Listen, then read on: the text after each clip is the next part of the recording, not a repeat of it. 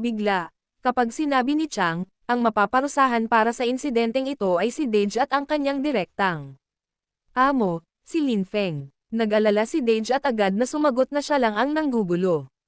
Sinabi ni Keqing kay Dage na alamin ang kanyang lugar, dahil ang mga desisyon ng alliance ay ganap. Ngunit sinabi ni Red King na hindi siya pumunta dito para sa mga nakakainip na bagay. Humingi ng paumanhin si Keqing, at hiniling ni Red King kay Dage na sabihin sa kanya ang lahat tungkol sa demonic practitioner na nakilala niya pagkatapos marinig ang pangalang Red King. Napagtanto ni Dage na siya ang dapat na namamahala dito at umaasa na hindi siya natigil gaya ng ibang lalaki. Sinabi ni Dage na maaari niyang sabihin sa kanila ang tungkol sa Marshall sa ilalim ng isang kondisyon, kung hindi nila hahawakan si Lin Feng.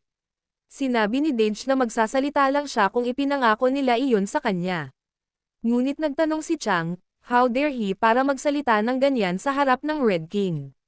Gayunpaman, sumasang-ayon si Red King. Ngunit nang sabihin ni Chang na ang paggawa niya ay magpapakita ng isang masamang halimbawa laban sa mga mababa, si Red King, sa isang nakakatakot na tono, ay nagsabi na nalaman niyang mahaba at hindi kailangan ang mga salita ni Keqing.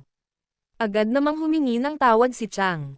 At nakakaramdam din si Dage ng malakas na pressure sa atmosphere. Biglang sinabi ni Dage na mayroon silang deal, at nagsimulang sabihin sa kanila ang tungkol sa Marshall. Pagkaraan ng ilang sandali, tinanong ni Red King kung sinasabi ni Dage na bumagsak ang demonic practitioner matapos siyang barilin sa ulo, na sinagot ni Dage na tama siya. Sa palagay ni Dage ay hindi siya nagsisinungaling, at umaasa na ito ay ginawa niya kahit na may isang Koreano nang tanungin ni Red King kung patay na ba ang lalaking iyon. Tinanong ni Dage kung ang mga demonic practitioner ay namatay pagkatapos makuha ang kanilang ulo na nahuhuli kung paano nagtatanong si Dage na magsalita ng ganyan sa harap ng Pulang Hari. Ngunit ang Pulang Hari ay tinitingnan ang pasa sa Gage Chan. Iniisip ni Red King na maaaring labis siyang nag-aalala, ngunit sa palagay niya ang Bruce Yuan ay isang indikasyon ng demonic arts sa medyo mataas na antas. Hindi matanggap ni Red King na natalo ang demonic practitioner sa isang mahinang tulad ni Dage, kaya tinanong niya kung paano posibleng labanan ni Dage ang demonic practitioner. Inilapat ni Dage na sa pagiging matapat, alam din niya kung paano gumamit ng martial arts. Ngunit sabi ni Red King na tila iniisip ng bawat lalaki at ng kanyang aso na maaari silang magsalita tungkol sa martial arts. Sinabi ni Red King na malalaman nila kung nagsasabi ng totoo si Dage sa isang pagsubok, at sinabihan si Dage na makaligtas sa isang pag-atake mula sa kanya sa lahat ng mga gastos. Ang sabi ni Red King, kung makaligtas si Dage, patatawarin niya ito sa lahat ng nagawa niya sa insidenteng ito. Sinabi ni Dage na ang dahilan kung bakit napupuot siya sa mga mapahamak na marshals, at sinabihan ang Pulang Hari na tuparin ang kanyang pangako. Bumangon si Dage sa kanyang butil at biglang itinutok ng baril si Red King, na nagulat, nakahuli at nagtanong siya kung ano ang ginagawa niya. Tinanong ni Dage kung magagawa rin niya ito at bumaril. Ngunit biglang bumagsak sa lupa ang mga bala. Nagulat si Dage, at sabi ni Red King, nakakaawa ang isang martial artist na umaasa sa baril. Kapag sinabi ni Red King na turn niya na. Ngayon, nag-aalala si Dage dahil inalis niya ang laman ng magazine sa ganoong kalayuan, nagpa siya si Dage na mag-focus, dahil ang lalaking ito ay maaaring maging isang halimaw, at sa tingin niya ay kailangan niyang iwasan ang kanyang pag-atake. Minsan, ginamit ni Dage ang kanyang footwork upang lumipat sa paligid ng silid, kaagad, sa pag-aakalang may pagkakataon pa siya, ngunit si Red King ay nakatayo pa rin. Samantala, nagtataka si Dage kung gaano kabilas si Dage, ngunit biglang, hinaranggan ni Red King ang pagdalaw ni Dage sa pamamagitan ng pagharap sa kanya at tinawag ang kanyang footwork na crudo, na nabigla sa entablado sa isang iglap. Hinawakan ng Pulang Hari si Dage gamit ang isang daliri habang sinasabing si Dage ay kulang sa anumang batayan para tawagin ang kanyang sarili na isang martial at tinatangay siya ng isang daliri. Nontog si Dage sa pader, at namangha si Keqing nang makita ang kapangyarihan ng Pulang Hari. Napagtanto ni Chang na ito ay isang ganap na naiibang antas, at sa palagay niya ay alam niyang nababagay lamang sa Red King ang titulong tyrant. Samantala, nahimati si Dage sa lupa. At nang tanungin ni Keqing kung ano ang ginagawa nila sa kanya, sinabi ni Red King kay Keqing na umalis sa Dage. Sinabi ni Red King na nakompromiso niya ang mga meridian ng DJ kaya hindi na siya maglakas loob na magsalita tungkol sa martial arts, at sinabi sa huli na mula ngayon, gaano man ito kahalaga, dapat niyang iulat sa kanya ang lahat ng may kaugnayan sa demonic arts. Nang tanungin ni Ketcheng kung mayroong ganoong halaga ang demonic practitioner na iyon, sumagot ang Red King na ipinapalagay niyang hindi nakaranas ng totoong demonic arts ang paghuli, gayunpaman. Sinabi ni Red King na alam ng demonic arts sketch na mga basura na hindi malapit sa kanilang tunay na potensyal. Ang sabi ng Pulang Hari, ang tagapagmana ng Master of Demonic Arts ay kayang kontrolin pa ang kamatayan ayon sa gusto niya. Kaya, ang sabi niya, kung ang isang tao sa antas ng demonic cult ay muling nagkatawang tao sa panahong ito, at binuhay niya ang tunay na demonic arts sa mundong ito, ang mundo ay muling lulubog sa kaguluhan. Sa kabilang banda, ibinabalik ni Yakso sina Jinho at Cho mula sa kabundukan, at nagtataka, ano ang nangyari doon. Dahil natutulog sila na parang troso.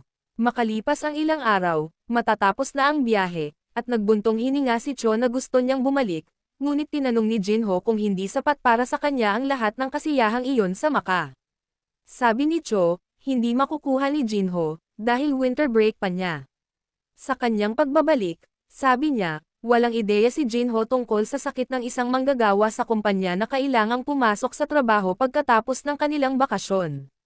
Sinabi ni Jinho na sisiguraduhin niyang malalaman ito ng chairman, ngunit sinabi ni Cho na hindi siya maaaring magbiro sa harap niya. Biglang sabi ni Yakso, dahil hindi madala ni Jinho ang kanyang mga espada sa paglipad, gagawa siya ng paraan para ipadala ang mga ito sa kanyang address sa Korea. Jinho, salamat, Namsang-hyuk. Ngunit sinabi niya sa kanya na malapit na ang kanilang boarding time, kaya dapat na silang magsimulang lumipat. Naisip ni Jinho na makakakuha siya ng mga sagot kung paano siya mabubuhay kung pupunta siya sa China, ngunit mukhang mas marami lang siyang problema, huwag mag-isa sa anumang mga sagot. Iniisip ni Jinho na mayroong isang Martial Alliance, isang Chinese Martial Society Group at isa pang Martial Society Group sa Korea. Kaya wala siyang ideya kung ano ang mangyayari sa buhay na ito. Iniisip ni Jinho kahit para sa kapakanan ng paghahanda para dito, kailangan niya muna itong alagaan pagkatapos nilang mapunta sa Korea. Pinuntahan ni Jinho si Park at binigay ang kanyang souvenir. Nagpasalamat si Park kay Jinho at tinanong kung kailan siya babalik, na sinagot ni Jinho na bumalik siya kahapon, ngunit walang tao sa bahay sa hindi malamang dahilan. Sinabi ni Park na nahulaan niya ang pamilya ni Jinho na may isang bagay na agad na dumating, at tinanong si Jinho kung paano ang China. Ay. Sumagot si Jinho na hindi ito masama, ngunit sinabi ni Park na hindi siya mukhang nasisiyahan. Biglang sinabi ni Park kay Jinho na tiyaking sasabihin niya kay Sam na nakabalik na siya, ngunit sinabi ni Jinho na wala siyang souvenir para sa kanya. Sabay buksan ni Park ang kanyang souvenir at laking gulat niya nang makita ito dahil gross. Tanong ni Park, ano ang mali sa panlasa ni Jinho? Ngunit hindi maintindihan ni Jinho kung ano ang mali, at pinaplano niyang ibigay ito kay Sam kung magkamali.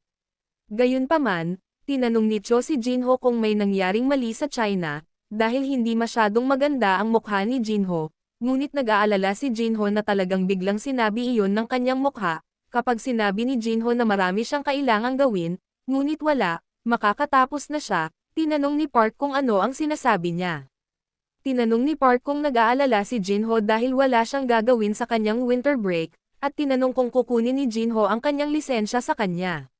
Nang tanungin ni Jinho kung anong lisensya ang sinasabi niya, sinagot ni Park na ang sinasabi niya ay tungkol sa lisensya sa pagmamaneho, ngunit sinabi ni Jinho na hindi siya interesado sa pagmamaneho. Sinabi ni Park na kakailanganin ni Jinho na makuha ito balang araw dahil hindi siya makakasakay sa kanyang bisikleta kahit saan. Ngunit sinabi ni Jinho na maaari siyang pumunta kahit saan gamit ang kanyang bisikleta. Sinabi ni Park na maaaring magawa ito ni Jinho, ngunit tinanong niya kung ano ang gagawin ni Jinho kapag kailangan niyang ihatid ang kanyang mga magulang sa isang lugar. Si Jinho ay nagsimulang mag-isip tungkol dito, at sinabi ni Park, kung makukuha niya pa rin ito, kung gayon bakit hindi gawin ito ngayon.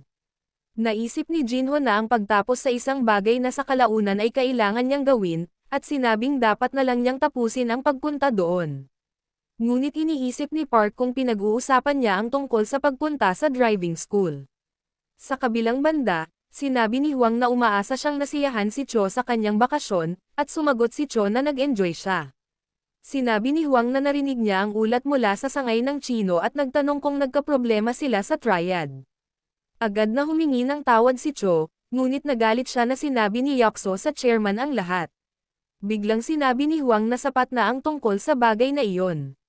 Ngunit nagtatanong siya kung ano ang kakilakilabot na nangyari na binanggit ni Cho. Sumagot si Cho na nangyari ito nang umakyat siya sa bundok kasama si Jinho at tinanong kung ano ang iisipin ng chairman kung makakita siya ng pagsabog mula sa isang kamao at isang taong lumilipad mga 30 metro ang layo mula doon. Nag-alala si Huang at nagtanong kung ginawa iyon ni Jinho, na sinagot ni Cho na tama ito at sinabing, maaaring mahirap paniwalaan, ngunit nasaksihan niya ang pakikipaglaban ni Jinho sa isang misteryosong lalaki sa lugar na iyon. Cho days na wala siyang maintindihan sa oras na iyon, pero ngayong naiisip niya iyon, kakaiba na ang lahat. Sinabi ni Cho na si Jinho ay malubhang nasugatan noon, ngunit ang kanyang mga sugat ay naghilom kaagad. Sinabi niya na nang makita kung paano makipag-usap si Jinho sa misteryosong lalaki, tila siya ay isang taong kilala niya sa China, ngunit tumanggi si Jinho na magpaliwanag ng anuman. Sa tingin ni Huang, parang si Jinho ay ilang karakter mula sa mga nobelang wax iyan na nabasa niya noong bata pa siya.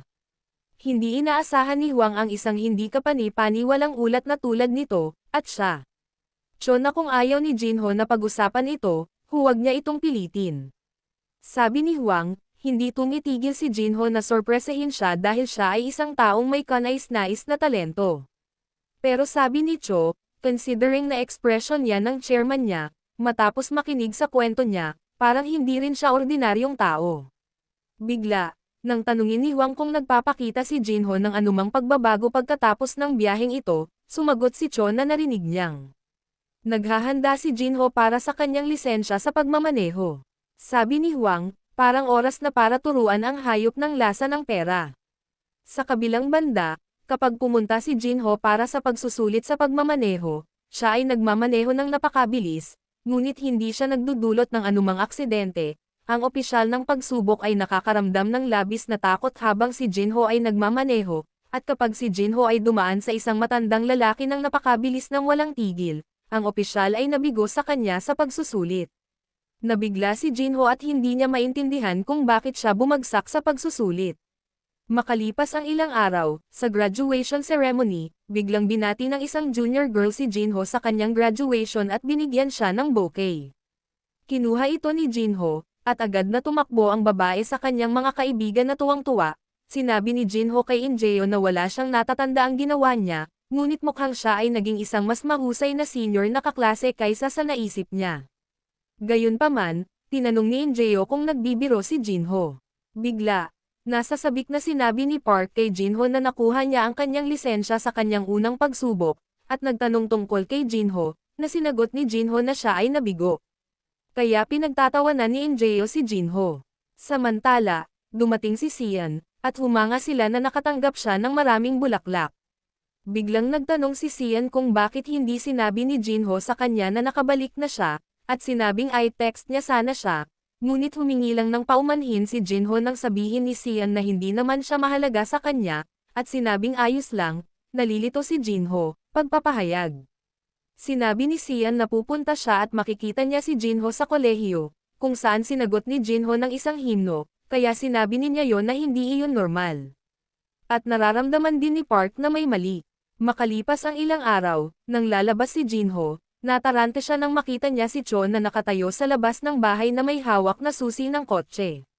Nang tanungin ni Jinho kung ano ito, sinagot ni Cho na ito ay regalo mula sa chairman na binabati si Jinho sa pagpasok sa kolehiyo.